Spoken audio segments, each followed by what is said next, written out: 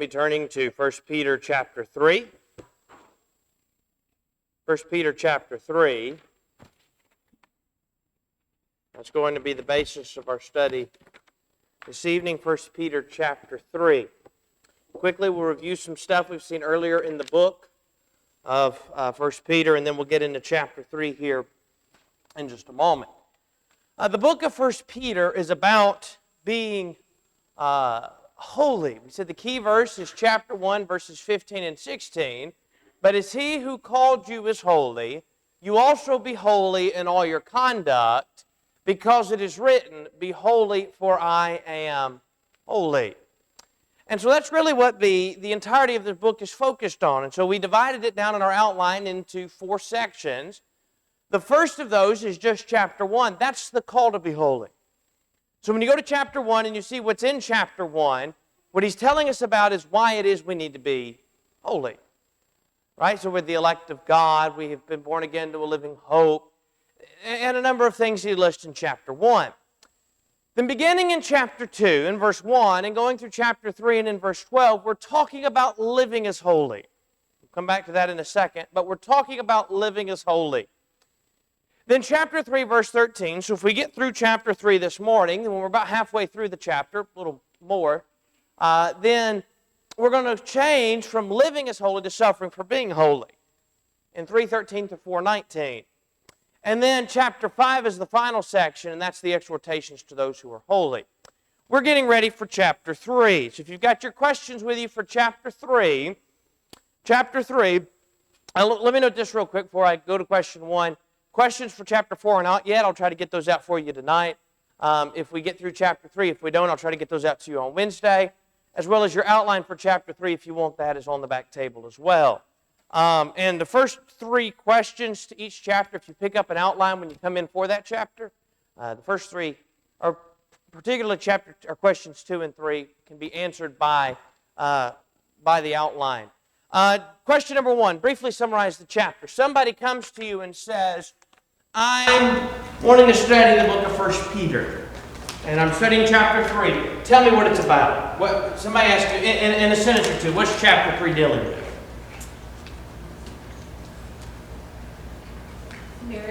Marriage. Obedience. Chapter 3, we're dealing still with, and this will give us a little bit of insight into the next question, we're dealing a little bit still with some of the duties or responsibilities of those that are holy. And so if we're living as holy before God, here's how we need to live. He talks about those in this chapter. So if we're summarizing the chapter, we're going to sort of take those and condense that down. He deals with marriage, he deals with our relationship to one another, and he deals with facing persecution and what we need to be in each of those situations. Question 2, it's closely related. As I said, it's a little bit different. That's what the sort of the content of the chapter is. But if you said, okay, based on that content, what's the main theme of the chapter? Title you give, if you were, like we have in our outline, we have a title at the top of the chapter. I'll have it on the board here in a minute. If you read through chapter 3, what's the title you sort of come away with from chapter 3? What's the main thing he's driving home? I think as we go to chapter 3, I have 2 things listed here, but they're very closely related. The first of those I entitled More Duties of Holiness. And so if you recall, when we ended chapter 2, beginning at verse 11 through the end of the chapter with some duties of holiness. Remember in chapter 2, we began 1 to 3, lay aside sin and desire the word. 4 to 10 then were some privileges of those that are holy, right? We're being built into a spiritual house, that we are that royal generation, or that chosen generation, that royal priesthood, that holy nation, God's own special people. And then he began in verse 11 and talked about duties of holiness. So here's our duty to live as sojourners and exiles. Here's your duty towards the government. Here's our duty towards others, sort of in summary in verse 17. And here's the duty of servants towards masters. These are the duties that you have. That continues in chapter 3, particularly through verse 12. Now when we outline it, we're going to title chapter 12 still as a duty. But I put this one on the end of the chapter of the description for this reason. One of the duties, and what he focuses on and we shift to here, is suffering for righteousness' sake. And so I think the key verse is well, I'll ask you, what do you think the key verse is?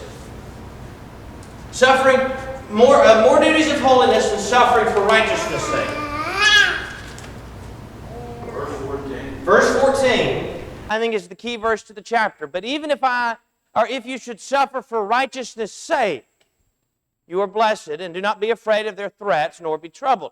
So, you're suffering for righteousness' sake, is the point that he's making, and that's what the end of chapter 3 and into chapter 4 is going to deal with, is suffering for righteousness' sake.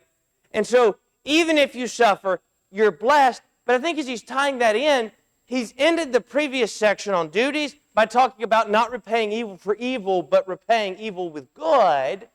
And particularly, we're focused on our relationship to one another.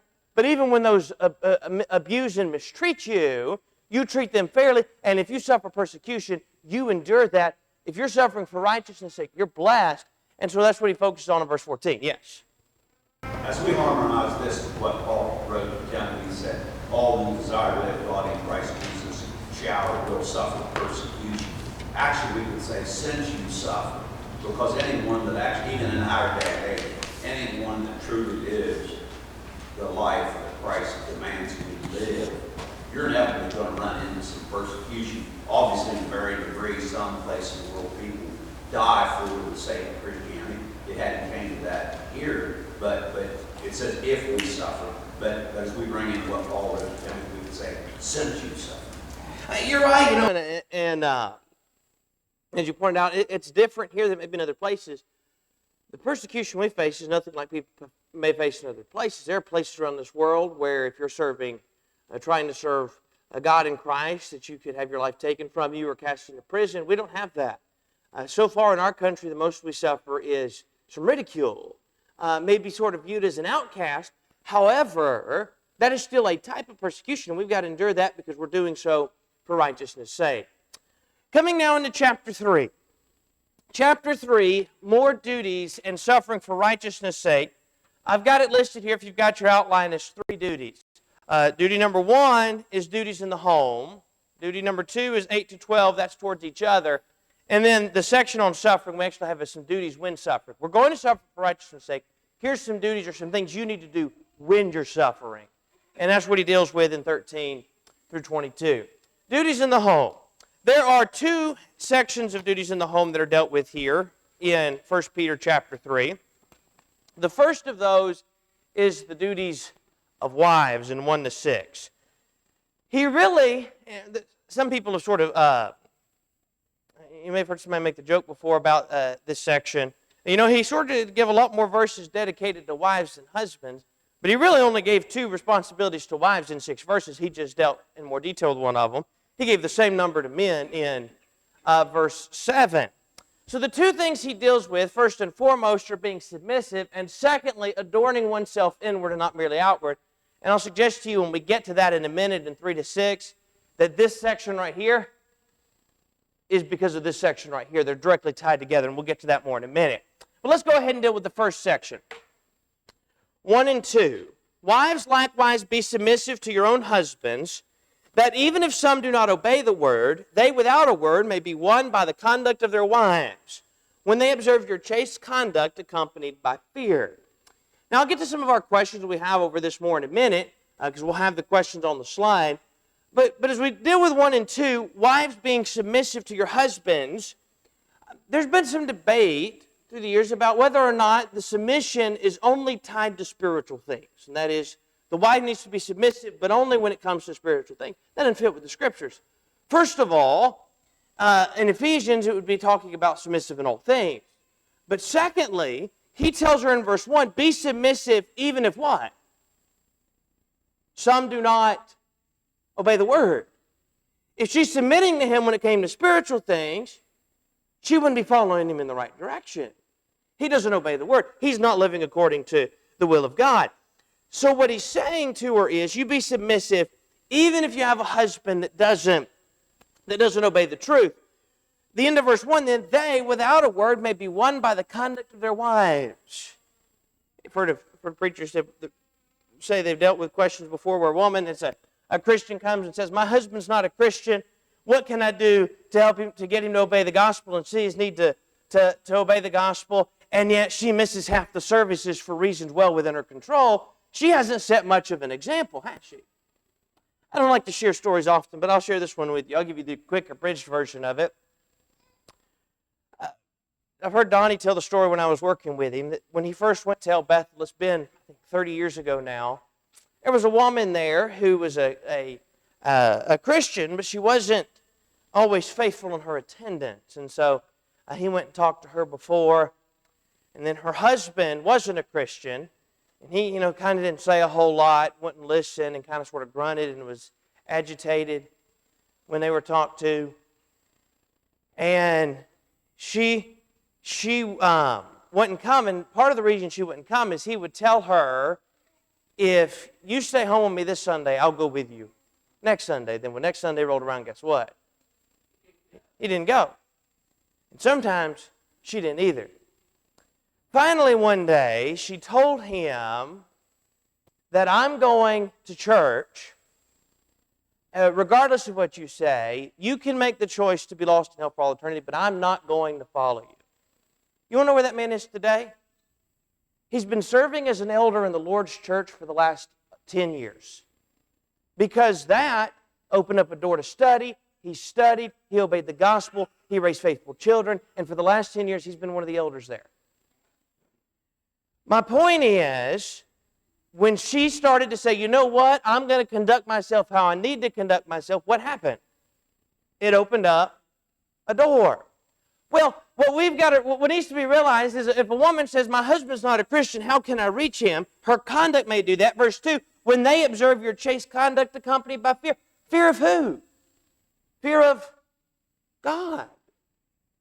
That it's more important to be serving God than whatever He tells her to do, that is her husband, that service to God is her top priority. And so, when she shows that that's her priority, sometimes it doesn't reach him. It doesn't always reach him. It's not a foolproof method, but sometimes it does. And, she could say, yeah, well, how can I reach him? By setting a godly example. And when he sees that, and he realizes, you know what? She's not going to let me keep her down, and she's not going to let me keep her from services, and this is what's most important.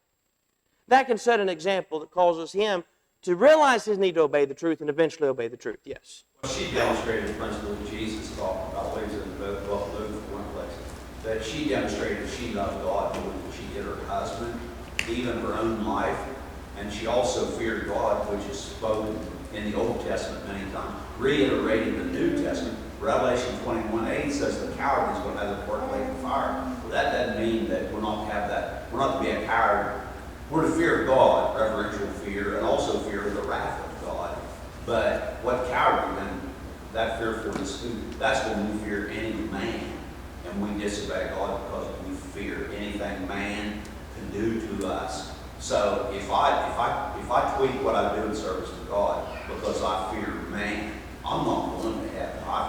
So that fear, and you think, well, it says to fear God. Well, is that cowardly? No. No, the cowardly is going to hell are the people that feared other people to the point that they weren't obedient to the word of God. You're right, and I think and again, I think part of that fear too is not just the fear of displeasing Him. Part of that fear too is that reverence and respect that we often talk about that's needed. That's needed as well. Let's go down to verse 2. When they observe your chaste conduct. That word chaste, Thayer says, means exciting reverence, venerable or sacred, or pure. And so I think the idea is when they see the way that you conduct yourself, conducting yourself with reverence to God, they see you conduct yourself in a manner of purity, they see you conduct yourself in a way that God would have you conduct yourself, that then can set that example. Let's go to verse 3 now.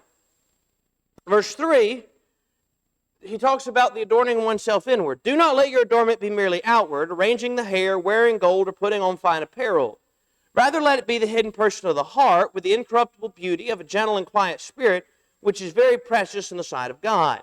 For in this manner, in former times, the holy women who trusted in God also adorned themselves, being submissive to their own husbands.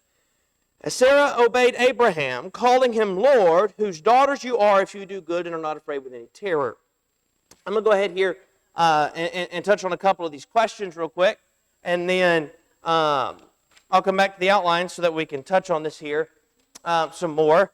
Question 4. We touched on this already, but what can wives do by their conduct? They may lead their husbands to Christ. Question 5. What should a woman be adorned with? Verse 3 and 4. Meek and quiet spirit. It needs to be focused on the inward adornment, the hidden person of the heart, not on things that are outward. And then I want to bring it to this question. Question 6. How is this done? I think the answer is given to us in verse 5. How does one do this? Or part of the way in which one does this. Verse 5 in the context. Trust in God. Trust in God. And I think he points out too, not only trust in God, but part of that, being trusting in God, he says that adorn themselves properly was by submitting to their husbands. They met their God-given role. That's the proper adornment. Coming back now, we'll come back to our outline here for just a minute. On 3 to 6, I want to touch on a couple of things. First, in verse 3, do not let your adornment be merely outward. There's a question that is raised, because he says arranging hair and wearing gold or putting on fine apparel. Can a woman wear jewelry or any of these things? Is there something wrong with that? And there's a question raised about that. My answer would be no. The point is not about the wearing of jewelry. The point is about the attitude, I think, that he's pointing out behind it. Are somebody trying to put something on to be flashy and draw attention? Now, why do I say I don't think he's saying all of it? Look at the end of verse 3. Or putting on fine apparel. If you have a New King James, what do you notice about that word fine? It's in italics, which means it's supplied by translators, which means most literally it's or putting on apparel. So either he's not literally saying you can't wear any jewelry, he's either literally saying you can't wear any jewelry or any clothes or fix your hair. That violates another biblical principle of modesty, wouldn't it? Or he's saying your focus is not to be on the things that are outward, right? It's not to be trying to dress in a way to draw attention, but instead, verse 4, rather let it be the hidden person of the heart with the incorruptible beauty of a gentle and quiet spirit, which is very precious in the sight of God. It's focused on the inward self, not the outward self. And then what happens outwardly is a reflection of one's inward self. And so one will adorn themselves in such a way. Yes? Years ago, studies I've heard that modest, of course, normally think of not enough apparel, but also anything. People do things to excess. It's like we live in a world now, people try to see how freakish they can look. They'll get tattoos on their face and they'll get all this crazy, maybe 10 earrings up one ear or something like that, and it's like, why would you do this kind of stuff? Point being immodest includes lack of enough apparel, but it also includes doing this stuff, if you're going to do it to excess, that makes you stand out instead of drawing attention to God to glorify Him. I guess you're trying to glorify yourself. I think when you go back to that, I think that's the point. It's not about that it's wrong if she wants to wear a gold necklace or a pearl necklace or fix up her hair, but is it something trying to be drawing outward attention versus focusing on what's most important? And what needs to be happening is focusing on one's inward self. Let's go to verse 7 now. The duties of husbands. There are really 2 duties listed, and then the third one there is really the result of not following or following, depending on how you look at it, your duties. Here are the duties of husbands. First, husbands likewise dwell with them with understanding. He needs to dwell with his wife with understanding. That means understanding that men and women are different. I'm going to ask a question here. A show of hands. If you think that there is no difference between men and women, please raise your hand. Okay, nobody raised their hand, right? We understand there's a difference, right? Men's needs are different than women's needs. Their personalities, their emotions. Things are different about men and women. So when you dwell with understanding, part of a husband dwelling with understanding is understanding that his wife is different from him, right? And there's a book, I mentioned it before, it was written several years ago by a man named William Harley. He's written a number of books through the years. He was a marriage counselor. He's written some good material because though he doesn't quote a whole lot of Scripture, the principles are biblically based principles. His most popular, I think it was his first book, was one called His Needs, Her Needs. He took the 10 most basic human needs in a marriage relationship, and he broke it down. And you know what you find if you start polling? The 5 men needs most important to men are the 5 least important to women, and the 5 most important to women are the 5 least important to men. That doesn't mean there may not be some crossing occasionally, but generally speaking, as a general rule, that's how they fall, right? Well, he needs to understand that maybe his needs are being met, but he's not meeting some need of hers, right? He needs to understand her emotions are different. Think about this for a second. Husbands, have you ever asked your wives why they're upset and they don't know? And for a man, you have to have a reason, but women's emotions are just different. Even on the flip side of that, women, if you ever ask your husband, what are you thinking? And he says nothing, and you think, how? I can never turn my brain off. When he says he's thinking of nothing, he's thinking of nothing. Right? Men and women are just different. And so part of the responsibility for both, but particularly as we're talking about here in 1 Peter 3 of husband, is dwelling with understanding. Understand there is a difference. The second responsibility or duty of husbands is to give honor to the wife. He needs to show her honor. The first of those two areas in honor he talks about, one is just the weaker vessel.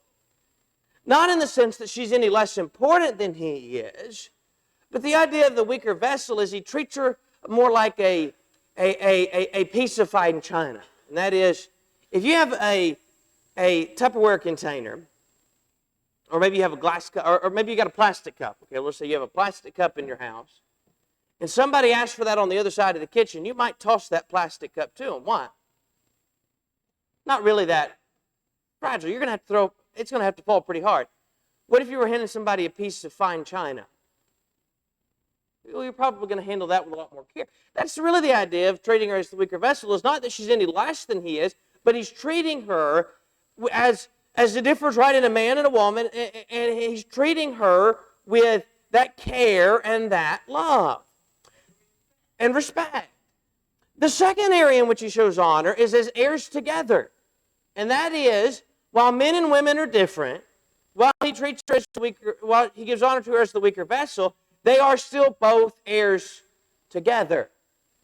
Somebody has to take the lead. I can't remember who it was. I think it may have been Shakespeare that said, when two ride a horse, someone has to ride in front.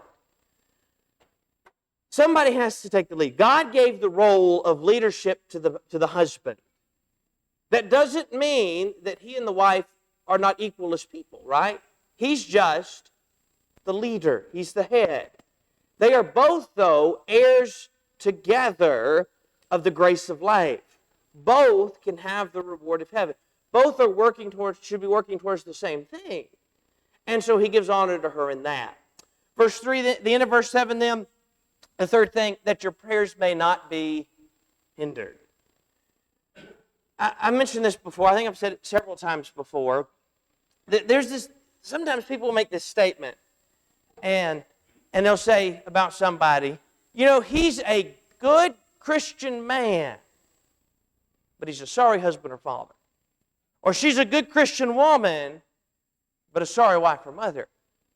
That can't be.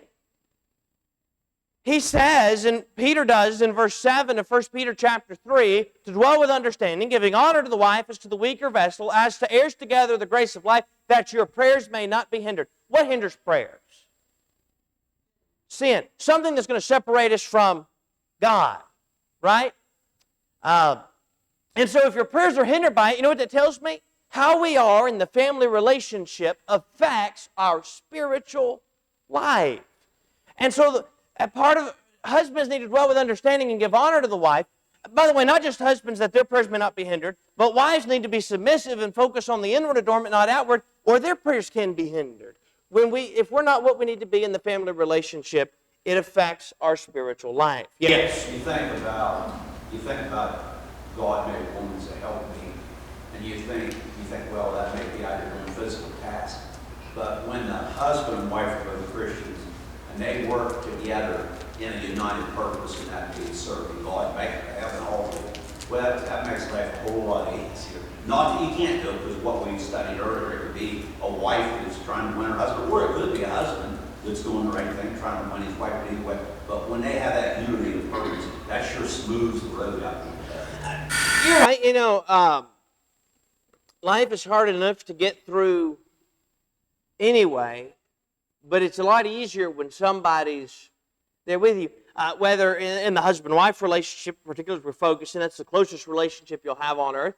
Lord willing, here in the next hour, we're going to talk about being part of God's family.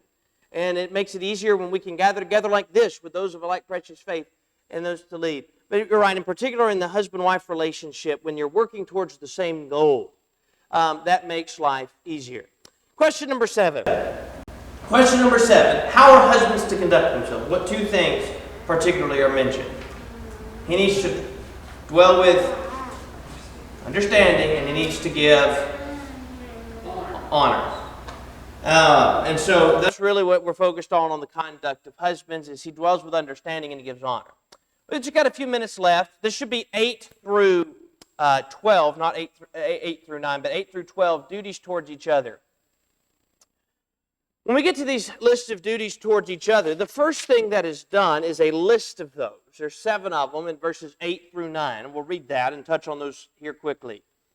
Finally, all of you be of one mind, having compassion for one another. Love as brothers, be tender-hearted, be courteous, not returning evil for evil or reviling for reviling, but on the contrary, blessing, knowing that you were called to this, that you may inherit a blessing.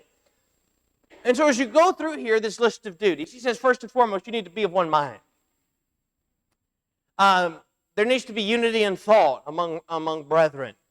And society's had it, and even among brethren, you end up with the idea of, that you have unity, and yet at the same time can have diversity, and yet there needs to be of one mind. We can't, you've heard the statement, we agree to disagree. Now, maybe if it came to matters of conscience, we can do that, Romans chapter 14. But when it comes to matters of doctrine, we've got to be of one mind. We need to have compassion for one another, verse 8. We need to love as brethren. That's the word phileo, or from that word Philadelphia, meaning brotherly love. Be tender-hearted. I think one commentator pointed out on that, be tender-hearted, having bowels of compassion. And the idea is, that sounds crazy to us. You think about it coming from the heart.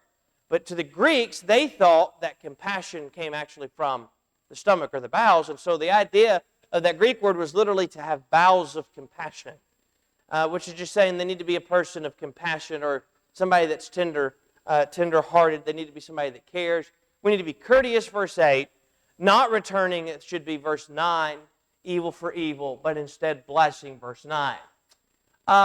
Verse 8, let's get to a couple questions here real quick. Verse 8, what should we not do, or what should we not repay evil with, verse 9? Don't repay it with evil. Instead, we should be paying it with what? Good. And being of one mind, and having compassion, and having love, and being tender-hearted, and being courteous, right? All those things in verse 8, that's the opposite of not returning evil for evil, is having that kind of attitude. 10 and 12 now are the reasons for behaving this way. So we'll touch on this real quick. 3 reasons given. He said in verse 8 and 9, here's how you need to conduct yourselves. So now let's focus on these last couple of verses here this morning, and then we'll pick up in verse 13, Lord willing, on Wednesday. Why do you need to do this? Well, verse 10, for he who would love life and see good days, let him refrain from speaking deceit, or his tongue from evil and his lips from speaking deceit. Let him turn away from evil and do good. Let him seek peace and pursue it. So what do you need to do? Why do you need to behave this way? If you love life and you want to see good days, you've got to behave this way. You've got to turn away from evil. Why else should you do that? Well, verse 12, for the eyes of the Lord are on the righteous. God knows if you're not conducting yourself the way that you ought to be. Now, obviously He knows that with everybody. I think particularly as you focus on the righteous, you're claiming to be righteous, but guess what? God knows if you're not. And then His ears are open to their prayers, but the face of the Lord is against those who do evil. The Lord's ears are open to those who are righteous and to their prayers, verse 12b. And so that's why you need to behave this way, yes. In Proverbs it says, one that turns an ear away from hearing the law, even his prayer is abomination. It's like God from the unable person practicing. It's not only that he doesn't hear my prayer is actually an abomination to him. You think Maybe your mother, maybe you have a good relationship with her, and you called her up and she said she didn't want to talk to you anymore. Your voice is an abomination to me. That puts it in perspective how serious it is and how life consistent with Christians as you pray God. You're right, which I think brings us to these two questions I'll touch on and answer real quick. Who does God hear or not hear? God hears the righteous. He doesn't hear those who are evil. So what does that mean? Should that mean to us? It should mean that we need to strive to live righteous because we want God to be hearing our prayers. Lord willing, on Wednesday evening, we're going to pick up at the end of chapter 3, and I'll also try to get you out questions for chapter 4 to get ahead in case we get there on Wednesday.